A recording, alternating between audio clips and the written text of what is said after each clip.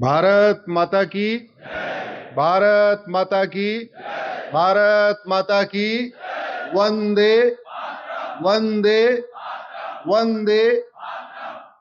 सबसे पहले धर्म संस्कृति समिति और उसके सभी पदाधिकारी, सभी सदस्य, सबको मैं प्रणाम करता हूं।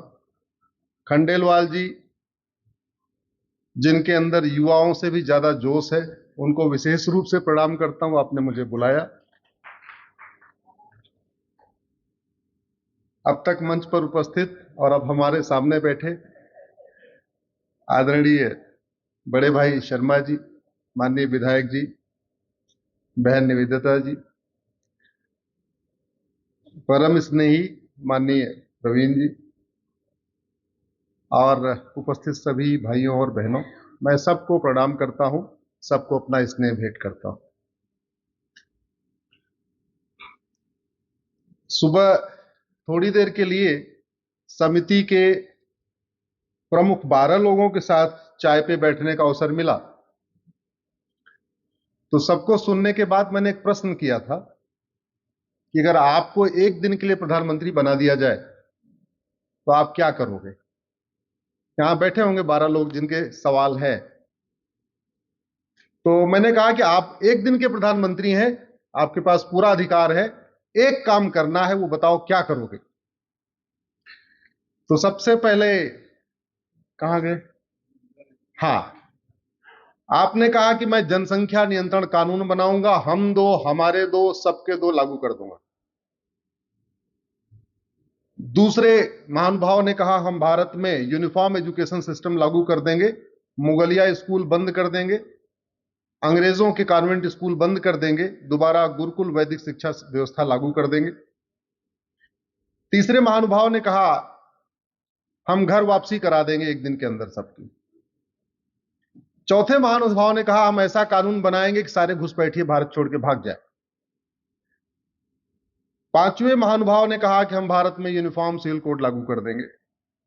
छठवें महानुभाव ने कहा, मुझे लगता है ये शायद या तो माहेश्वरी समाज के होंगे, अग्रवाल समाज के होंगे, या तो जैन समाज के होंगे, इन्होंने कहा हम स्वरोजगार पे बल देंगे। कहां है वो? छठवें डॉक्टर साहब बैठे थे, उन्होंने बोला हम विदेशी चिकित्सा व्यवस्था जो इतना ज्यादा पूरे देश में हावी हो चुकी है, उसको उसकी बजाय भारत की चिकित्सा व्यवस्था योग, प्राणायाम, आयुर्वेद, नेचुरोपैथी को प्रमोट करेंगे। सब एक एक दिन के प्रधानमंत्री का ये अपना सपना है।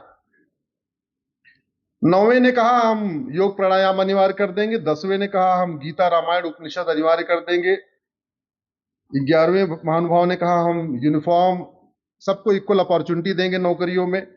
12वें महानुभाव ने कहा ये जो फ्री बीज की रेवड़ी ओड़ी बट रही है, अनपढ़ अनाड़ी गंवार टाइप के लोग संसद विधानसभा में पहुंच जाते हैं, ऐसी व्यवस्था बनाएंगे कि सब लोग समझदार लोग पहुंचे, गुंडे बदमाश न पहुंचे, अलगाववादी कट्टरवादी न पहुंचे। इस 12 की 12 विषयों पे मेरी पीआईएल या तो सुप्रीम कोर्ट में पेंडिंग है तो हाई कोर्ट में पेंडिंग है।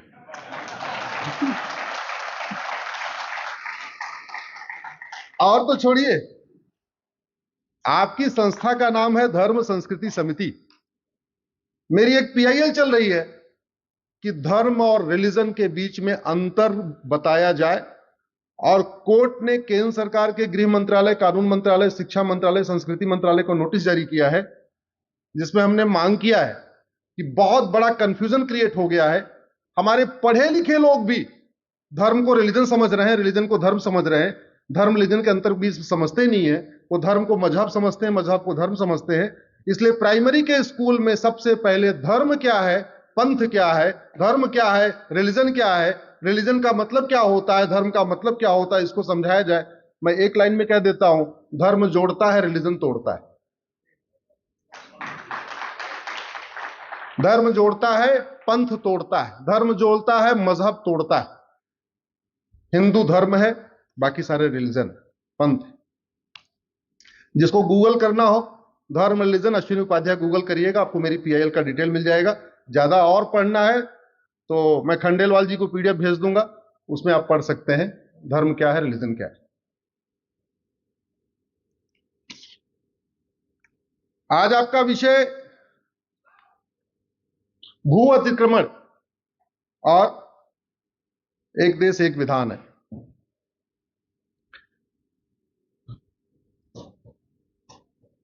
मैं वकील बनने के पहले इंजीनियर था, और एक बात मैं पिछले 2024 वर्षों में मैंने अनुभव किया कि भारत की कोई भी समस्या विश्वव्यापी नहीं है और भारत की कोई भी समस्या लाइलाज नहीं है। जो कुछ भारत में हो रहा है ये पूरी दुनिया में नहीं होता। भारत में घूसखोरी, कमीशनखोरी, जमाखोरी, मिलावटखोरी, कालाबाजारी, नशा तस्करी, मानव तस्करी, सोना तस्करी क्या पूरी दुनिया में होती है क्या? जोर से बोलिए। भारत में सड़क के किनारे अवैध निर्माण, मजार, दरगाह, फलाने ढिकाने क्या क्या होता जा रहा है, पूरी दुनिया में होता है क्या? अरे पूरी बाकी छोड़ दो, दुबई में होता है क्या? भारत में आए दिन जो पलायन चल रहा है, पूरी दुनिया में पलायन हो रहा है क्या? बाकी तो छोड़ दो, दुबई में जहां हिंदू बहुत कम संख्या में है उनको पलायन करने के लिए मजबूर किया जाता है क्या? नहीं। तो न चीन में पलायन हो रहा है न दुबई में पलायन हो रहा है। मैं दो एक्सट्रीम देशों का एग्जांपल दे रहा हूं।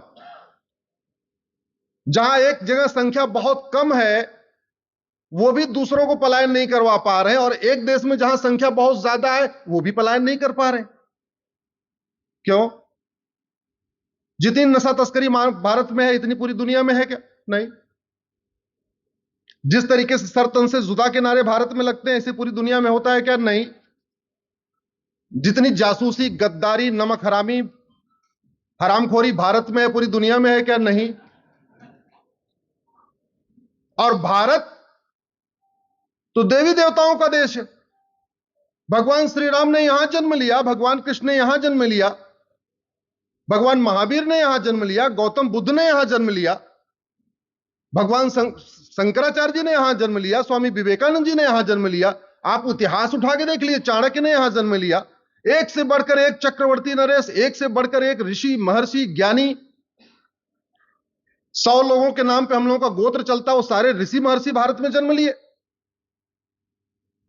तो फिर और सिंगापुर में किसी ने जन्म नहीं लिया, जापान में किसी ने जन्म नहीं लिया, दुबई में किसी ने जन्म नहीं लिया। तो जो समस्या भारत में वहां क्यों नहीं है?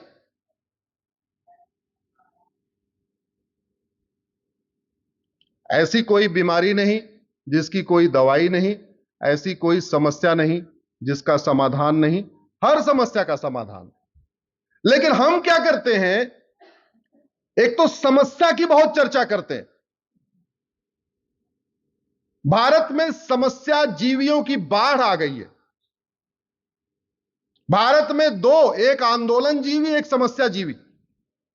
आंदोलन जीवी हर शहर के चौराहे पे आपको अपना तंबू वंबू लगा के बैठे हुए मिलेंगे, और दूसरा समस्या जीवी। सुबह से शाम तक समस्या, ये समस्या, वो समस्या, लैंड जिहाद, लब जिहाद, फलाने जिहाद, फलाने जिहाद, फलाने जिहाद। और कई बार भूल से ही सही हम अपने शब्दों के जरिए बहुत कुछ गलत काम को जस्टिफाई कर देते हैं। जैसे हम जब कहते हैं कि ये मजार अवैध है, तो इसका मतलब कोई मजार वैध भी होती है, वो यही है ना? फिर तो अगर हम कह रहे हैं ये वाली अवैध है तो इसका मतलब कोई वैध भी है। अगर मजार वैध होती है, मजार इस्लाम में जायज है, तो कुवैत में, दुबई में, ओमान में, मस्कट में, अरब में एक भी मजार क्यों नहीं है? हम कहते हैं ये वाली दरगाह अवैध है, इसका मतलब कोई दरगाह वैध है। अगर दरगाह वैध है तो पूरे के पूरे अरब देशों में जहां से इस्लाम शुरू हुआ वहां एक भी दरगाह क्यों नहीं है? हम कहते हैं ये वाला कब्रिस्तान अवैध है, इसका मतलब कोई कब्रिस्तान वैध भी है। अगर कोई भी कब्रिस्तान वैध है तो पूरे के पूरे खाड़ी देशों में एक भी पक्का कब्रिस्तान क्यों नहीं है? मजार, दरगाह और पक्का कब्रिस्तान बनाना, मजार और दरगाह और पक्के कब्रिस्तान पे जाना इस्लाम में हराम है, और इसको 5 बार लाउड स्पीकर से कहा जाता है, ला इलाहा इल्लल्लाह। सुना होगा आपने अजान में, सुनाई पड़ता नहीं सुनाई पड़ता? क्या मतलब क्या है? ला इलाहा इल्लल्लाह, अल्लाह के अलावा और कोई इबादत योग्य है ही नहीं है। जब अल्लाह के अलावा कोई इबादत योग्य नहीं है तो दरगाह में किसकी इबादत हो रही है? मजार में किसकी इबादत हो रही है? हम क्या कर रहे हैं? सतही नीम हकीम खतरे जान एक शब्द था। हम सतही इलाज करने की कोशिश कर रहे हैं। पहले ये तो देख लो, हम जिसको कह रहे हैं ये अवैध है और ये वैध है, वो जायज भी है, हलाल भी है या हराम है? पहले ये तो पता करो।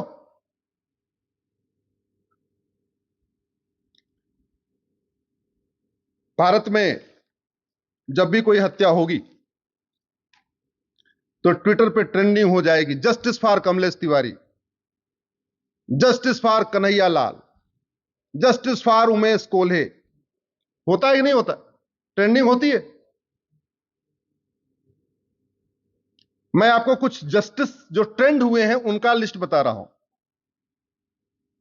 जब राजू की हत्या हुई तो ट्विटर ट्रेंडिंग हुई, कृष्णा की हत्या हुई, शिवम की हुई, बादल की हुई, नीलेश की हुई, कमलेश की हुई, गंगाराम की हुई, डॉक्टर नारंग की हुई, रतनलाल की हुई, अभिजीत की हुई, रामलिंगम की हुई, रिंकू शर्मा की हुई, ध्रुव त्यागी की हुई, चंदन गुप्ता की हुई, बंधु प्रकाश की हुई, रचित जाट की हुई, प्रियंका रेड्डी की हुई, अंकित शर्मा की हुई, दिलवन नेगी की हुई, हिना तलरेजा की हुई, टिंकल शर्मा की हुई, किशन भरवाड़ की हुई, अंकित सक्सेना की हुई, कमलेश तिवारी हुई, निकिता राजपूत हुई, कन्हैया लाल हुई, उमेश कोल्हे हुई। ये उन हत्याओं के मैंने नाम लिया है जिसके लिए बाकायदा ट्विटर पे ट्रेंडिंग हुई थी, जस्टिस फॉर ये, जस्टिस फॉर ये। किसी को जस्टिस मिला क्या? जोर से बोलिए जरा। देखिए भैया, भाषण देने नहीं आया हूं, मैं संवाद करने आया हूं, इसलिए अगर मैं कुछ पूछ रहा हूं तो पूरा उत्तर दीजिए। किसी को न्याय मिला? इसका मतलब हमने ट्विटर ट्रेंडिंग ही गलत किया।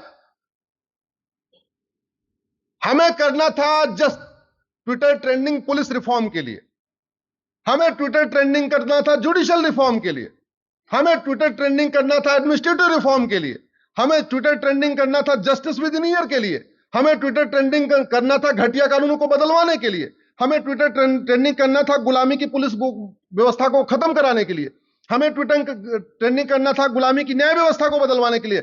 हम क्या हुआ, एक एक व्यक्ति के लिए जस्टिस जस्टिस जस्टिस कर रहे हैं और किसी को जस्टिस नहीं मिला। अरे व्यवस्था ठीक हो जाएगी, जस्टिस अपने आप ठीक हो जाएगी।